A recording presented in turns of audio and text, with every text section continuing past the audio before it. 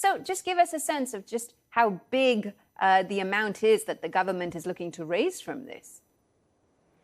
Well, Karishma, it is expected to be a jumbo offering. And while the government hasn't really given out a target in the prospectus, the market is widely expecting the amount to be anywhere between about $8 to $10 billion. The government will be diluting a 5% stake and selling about 316 million shares. And very crucially, they've also arrived at the embedded valuation of LIC, which is this crucial valuation metric for insurance companies. And that values the company at about $71 billion. And Karishma, this is a hugely anticipated IPO for the Indian capital markets. It's unlike anything that we've seen. So just to put things in context, the current largest IPO in the country, Paytm, was about $2.5 billion. This is likely to be at least 4 times bigger than that.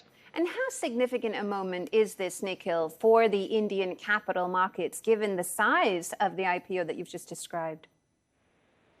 But that's right. It is being described in some quarters as India's Aramco moment, in reference, of course, to the privatization, the mega privatization of Saudi Aramco, the oil Gulf giant, just a few years ago. And it is expected to be a watershed moment for the Indian capital markets, Karishma, especially at a time when the markets are consolidating and there's an outflow of foreign money. This is expected to test investor appetite for India's crowning jewels. It's also likely to test the depth and the absorptive capacity of the Indian capital market, given the sheer scale and size. And it's also very, very important from the government's perspective, because it needs this money. It needs to finish this exercise by the end of March, the end of the financial year, in order to be able to bridge shortfall. And this is a company deeply embedded in India's public consciousness, with hundreds of millions of policy holders and millions of agents selling these policies across the nook and corner of the country. So lots of anticipation building up, certainly.